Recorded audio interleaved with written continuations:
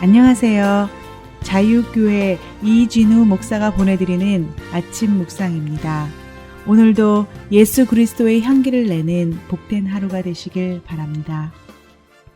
9월 21일 수요일 아침 묵상입니다. 오늘은 슬픔에 대처하는 사람들의 방법이라는 제목으로 마태복음 5장 4절의 말씀 묵상합니다.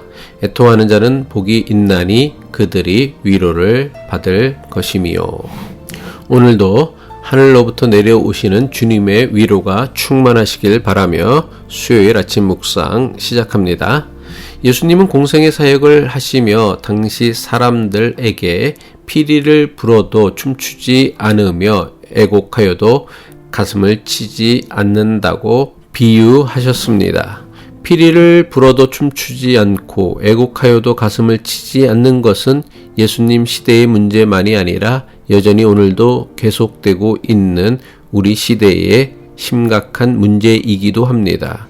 우리는 이웃의 기쁨과 슬픔에 공감하지 못하는 무감각, 무감동의 시대를 살아가고 있습니다. 왜 그럴까요?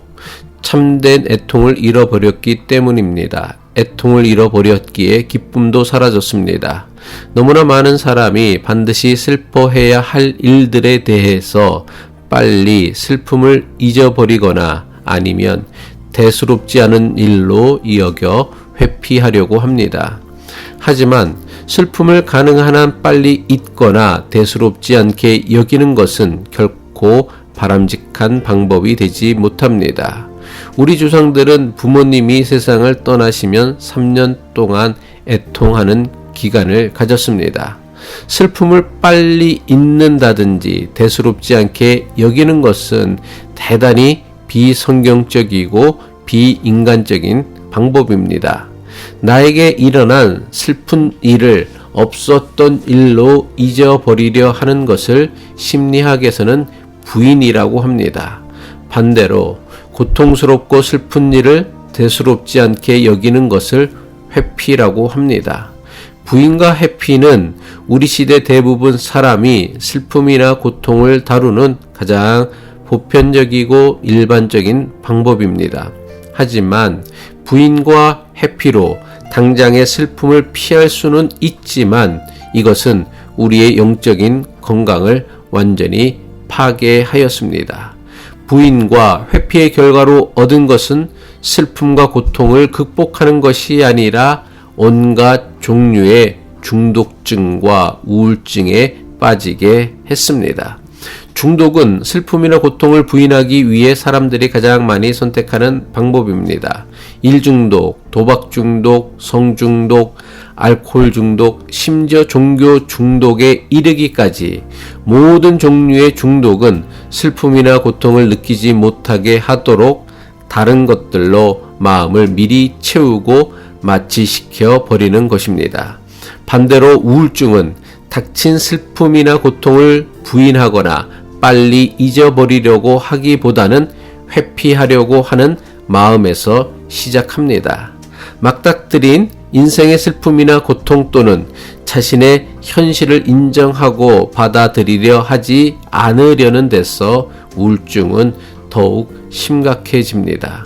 우울증이나 중독증은 인생의 슬픔이나 고통, 아픔과 외로움과 같은 것들을 의도적으로 잊어버리려 하거나 회피한 것이 오랫동안 마음에 쌓이고 쌓인 결과로서 나타난 것입니다. 그래서 중독이나 우울증에 빠지면 어떤 현실적인 사건이나 일에 대해서도 무감각해지고 무감동해집니다. 마땅히 느껴야 하고 때론 힘들어해야 하고 그리고 마침내 견디어내야 하는 현실을 있는 그대로 받아들이지 못하게 합니다. 제대로 된 인생을 살기 원한다면 값싼 동정이나 슬픔이 아닌 마음 깊은 곳에서부터 시작하는 애통하는 법을 배워야 합니다. 애통할 줄 알아야 참된 인생의 위로를 경험할 수 있고 이 위로를 받은 사람만이 참된 인생의 행복을 누릴 수 있습니다. 그럼 예수님이 말씀하시는 애통이 무엇입니까? 예수님이 말씀하시는 애통은 자기 자신의 죄에 대한 애통이라고 생각합니다. 자기 자신의 죄가 무엇인지를 깨닫고 그것에 대해 깊이 아파하며 애통할 때에 하나님의 위로와 치유의 역사가 임하게 됩니다. 시편 51편 17절의 말씀이죠. 하나님께서 구하시는 제사는 상한 심령이라 하나님이여 상하고 통회하는 마음을 주께서는 멸시하지 아니하시리이다. 사람은 누구나 자기 자신과 정직하게 대면할 때에 제일 먼저 자신의 죄를 보게 됩니다. 이전에는 다른 사람에 대한 분노와 원망으로 나타난 것들이 하나님 앞에서 정직해지는 순간에 자신의 아픔, 자신의 애통으로 바뀌게 됩니다. 그리고 그 순간 하나님의 위로가 임하게 되는 것입니다. 많은 사람이 자신을 위해 애통할 수 있는 기회를 놓치고 살아갑니다. 그러다 보니 반복되는 잘못된 삶의 방식에서 벗어나지 못합니다.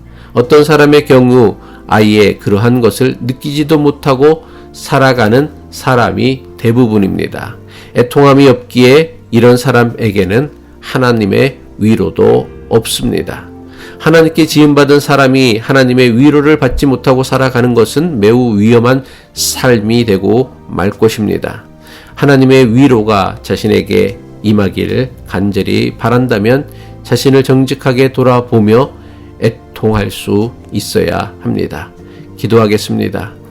주님, 우리의 모습을 정직하게 볼 수 있는 믿음과 용기를 주옵소서. 우리의 상하고 찢긴 마음에 깊은 상처들을 긍휼히 여겨 주셔서 하늘의 위로로 치유와 회복의 은혜를 누리며 살게 하옵소서. 예수 그리스도의 이름으로 기도합니다.